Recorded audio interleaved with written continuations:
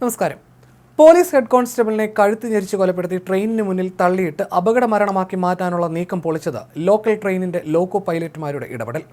സംഭവത്തിൽ Mumbai railway police commissioner Ravindra ശിശുവയുടെ മേൽനോട്ടത്തിൽ നടന്ന അന്വേഷണത്തിൽ പോലീസ് ഉദ്യോഗസ്ഥന്റെ ഭാര്യയും കാമുകനുമടക്കം 4 പ്രതികൾ പിടിയിലായി.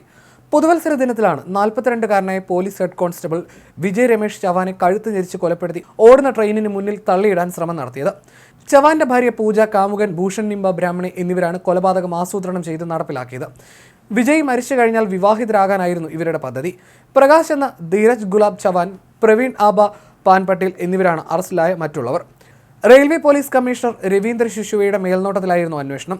ബ്രാഹ്മണിയുടെ പദ്ധതിയുടെ ഭാഗമായി പാൻപാട്ടിൽ ചവാനെ പുതുവർഷ രാവിൽ പാർട്ടിക്ക് വിളിച്ചതായി റെയിൽവേ പോലീസ് കണ്ടെത്തി. ചവാൻ എത്തിയപ്പോൾ അവർ ധീരജിന്റെ കാറിൽ കറങ്ങി.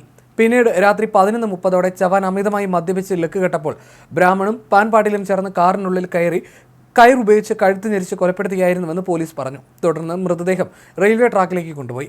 ലോക്കൽ ട്രെയിൻ വന്നപ്പോൾ ചവാന്റെ മൃതദേഹം ട്രെയിൻ അപകടത്തിൽ മരിച്ചെന്ന് വരുത്തി തീർക്കാൻ പാളത്തിലേക്ക് വലിച്ചെറിഞ്ഞു. എന്നാൽ ട്രെയിനിന്റെ ലോക്കോ പൈലറ്റുമാർ ഇവരെ കണ്ടതിനെ തുടർന്ന് ട്രെയിൻ നിർത്തുകയും പിന്നീട് റെയിൽവേ കൺട്രോൾ റൂമിൽ വിവരം അറിയിക്കുകയുമായിരുന്നു. ചവാന്റെ മൊബൈൽ ഫോൺ കേന്ദ്രീകരിച്ചായിരുന്നു പോലീസ് പ്രതികളിലേക്ക് എത്തിയത്.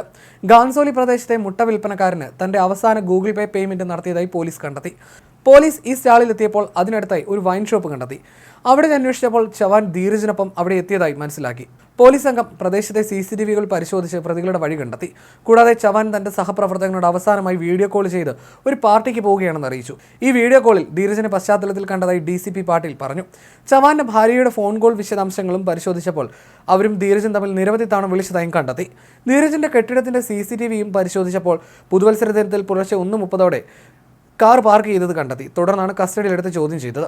ചോദ്യം ചെയ്യലിൽ പ്രതികൾ കുറ്റം സമ്മതിച്ചു. മദ്യപാനത്തിന് പുറമെ ചവാൻ ലൈംഗിക തൊഴിലാളികളെ സന്ദർശിക്കുന്ന ശീലമുണ്ടായിരുന്നുവെന്നും തന്നെ സ്ഥിരമായി മർദ്ദിച്ചിരുന്നുവെന്നും പൂജ പോലീസിനോട് പറഞ്ഞു.